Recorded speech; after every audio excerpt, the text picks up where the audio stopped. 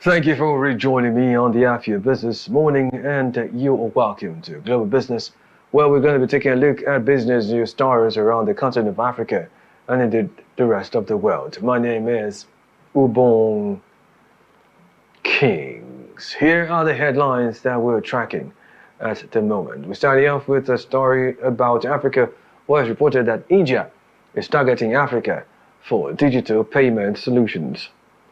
And outside that, Boeing negotiators reject final offer over pay. Moving away to the beverage industry, Slovakia to increase price for sugary drinks and tobacco. We're going to be bringing details of these stories and more right after this break. Stay tuned. Yes, indeed, you're watching Global Business on the After Business Morning, and we will begin with stories about Africa, where it is reported that India is in discussions with several countries in Africa and South America to assist them in developing a digital payment system based on its homegrown Unified Payments Interface (UPI), where a senior official recently announced that they anticipate launching two systems by early 2027.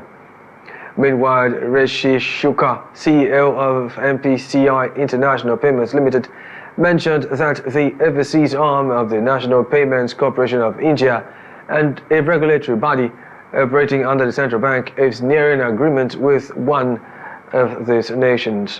One thing pretty much strikes me in this story, really, apart from the fact that Africa as a bloc is in dire need of advanced tech to help develop its various sectors, well, it is a fact that India, a previously acclaimed poverty headquarter of the world, right, is now the same country that is in discussions with several countries in Africa and Southern America to assist them in developing a digital payment system.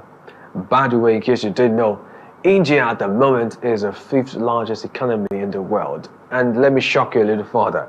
Its economy is a little higher, ranked a little higher than that of the UK. See where I'm going with that? Interestingly, WION captures this analogy and, well, the report is recited from our studios. Let's take a look.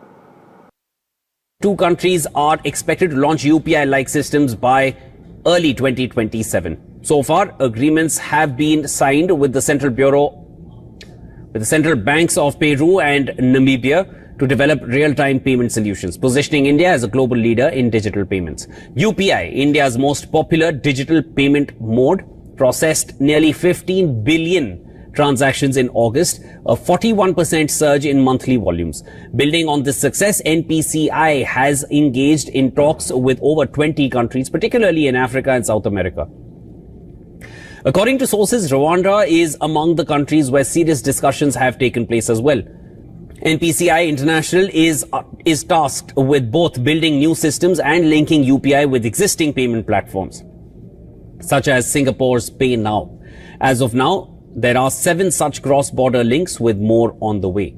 Established in 2008 by the Reserve Bank of India and the Indian Banks Association, NPCI is working to globalize India's digital payments infrastructure. Through its subsidiary NIPL, India has already extended UPI services to countries like France, Singapore and Mauritius. The organization plans to double its workforce by 2025 to support this international growth. By exporting UPI's success, India is not only boosting its technological influence, but also fostering real-time digital payments in emerging markets.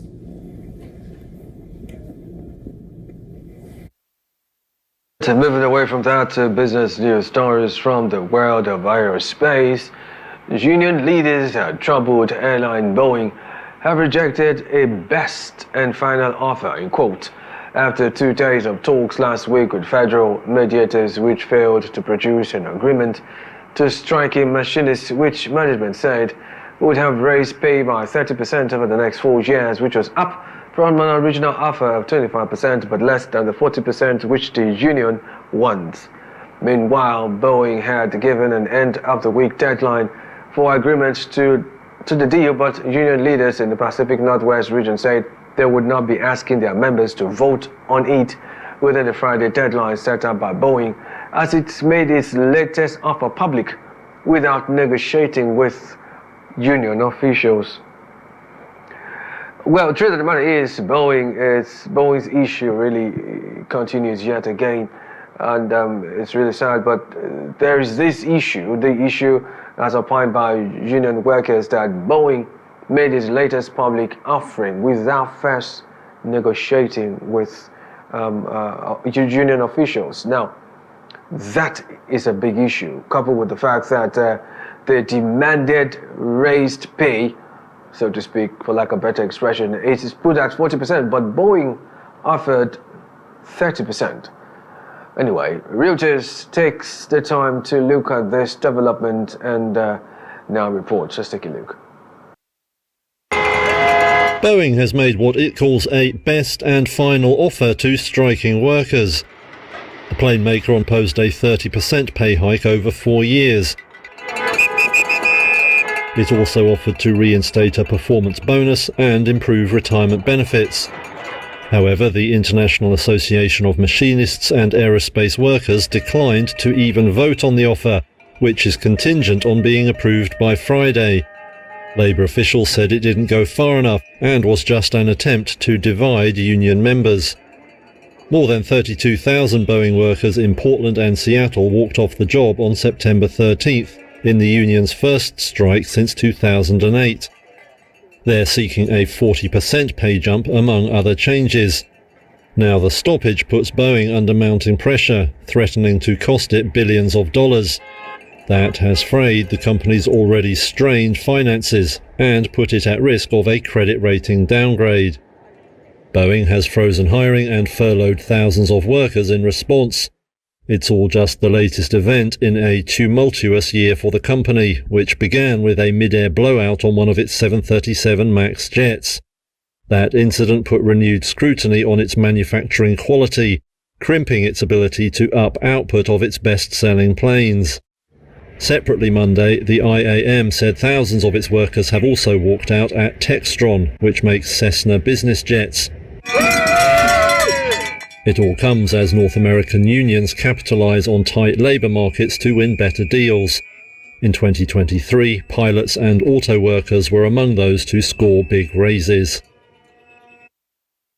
How all of that pans out eventually, but then again, you're still watching Global Business right here on the AFIA Business Morning on AFIA TV. Kindly join in on the conversation and more on our dedicated AFIA Business YouTube channel.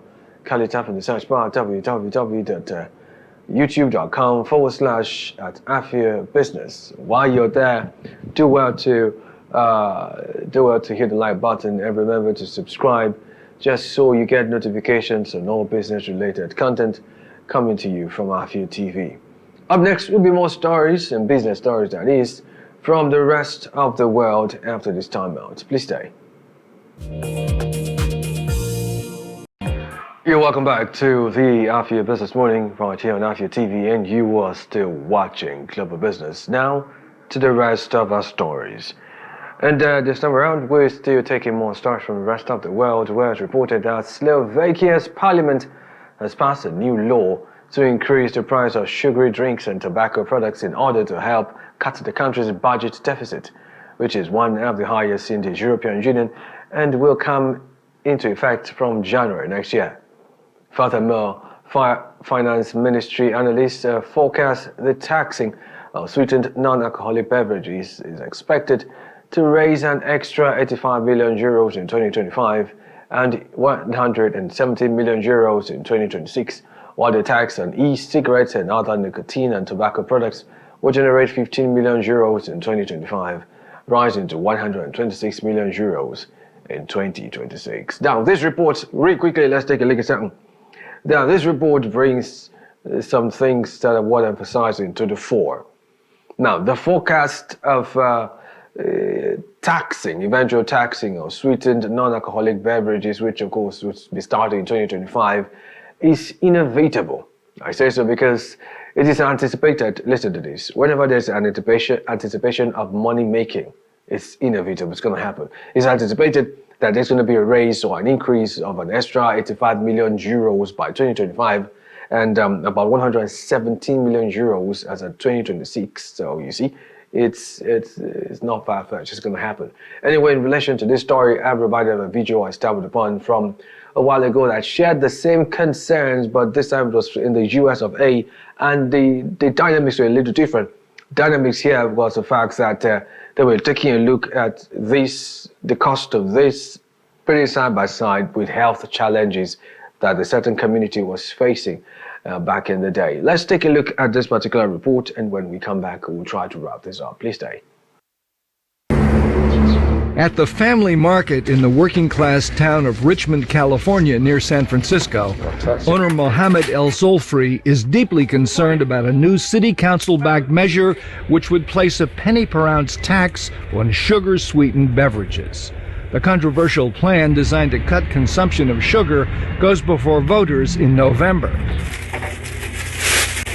El Zolfri says about 80% of his customers buy some kind of sugary drink, and the tax, he says, would add about 68 cents to a popular 2-liter drink.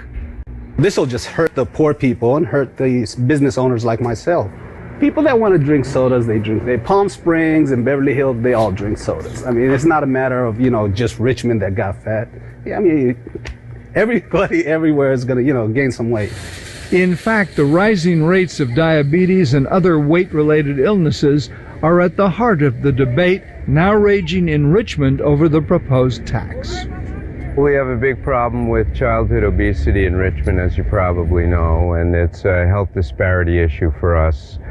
Fully a third of our Latino 5th and 7th graders and a third of our African American 5th and 7th graders are obese. And they're different than solid foods. Solid foods produce satiety. You get full. You get full when you eat a piece of cake. You don't get full when you drink the soda, even though they have the same amount of calories. It's actually a poison for you because your liver can't handle that huge amount of fructose. Ritterman says money from the tax, which exempts diet drinks and fruit juices, would raise an estimated $3 million for local sports fields, diabetes treatment for low-income children, and school-based nutrition. Well, moving away from that, and in an attempt to end this bulletin, let's bring a report that Europe's biggest paint manufacturer, AkzoNobel, is on a cost-cutting drive to accelerate profitable growth, as it has announced to cut 2,000 jobs by the end of next year, where the job losses equate to around 6% of its global workforce, and it's not yet clear how many cuts will affect Dutch workers. Meanwhile, the firm had announced in May that it was closing manufacturing sites in the Netherlands, Ireland, and Zambia, and would transfer production to other locations, where they noted that the step was the first part of a multi-year industrial efficiency plan to be fully finalized by the end of 2026. If you ask me, I would say categorically, really, that this story doesn't so much surprise me. You know why? This was expected. With the recent trend of resizing and cutting costs, well, this was pretty inevitable. Truth be told, what if I told you that this paint is acclaimed, now this company is acclaimed to produce paints that are pretty much environmentally friendly and water-based? Good stuff, right? Anyway, TBD Media Group took out the time to look at this paint company and now reports. It has been always used as the first sign of civilization, when people in caves were putting something on the sides of the cave to show that they were alive and they had a culture. It goes from the decorative part to inspire, transform spaces, all the way to technical coatings that are there for protection, for functionality, etc. So it's a mixture of all sorts of products in there. So there is a couple of elements in it. One is, of course, what is the footprint of the raw materials that go into paint? What is the end of life of paint? But then, of course, it's also the process of making paint. AkzoNobel is one of the world leaders in paints and coatings globally. We have the whole range from decorative paints, which is really more in the architectural space, all the way to the performance coatings, as we call them, that goes onto cars, trains, planes, ships. People, Planet, Paint is our purpose statement for the company. So sustainability is who we are, and it is what actually propels our business model out there. We develop new resins and other technologies that drive down the use of carbon emissions, and we help also better protection of surfaces on which we are able to deliver a temperature reduction on the exterior wall surfaces of up to 5 degrees Celsius compared to one that is painted with normal emulsion. We can now use photocatalysis to trigger chemical reactions to decompose the harmful gases such as nitrogen oxide, sulfur dioxide, and VOCs. These paints remove harmful pollutants to create a cleaner indoor air. It has anti-formaldehyde, antibacterial, and antifungal attributes which protect your wall but also at the same time cleanse the air for you. Follow with the stories and all the stories as well as the vote and keep you in the loop. And talking about keeping you in the loop, do well to visit our dedicated Afia Business YouTube channel by typing in the search bar www.youtube.com/@Afia Business. And while you're there, remember to hit the like button and you do well to subscribe as well so you get notifications on all business related content coming to you from Afia TV. You're still watching Afia Business Morning Live from Afia TV Nigeria. Coming up next will be a conversation around the sad realities that Nigerians are cooking in tears as gas price rises by 70%. We're going to be discussing all of that and all of the dimensions associated therein on the segment, The Eastern Business Report. The Afia Business Morning, we'll be right back. My name is Ubong Kings. Stay tuned.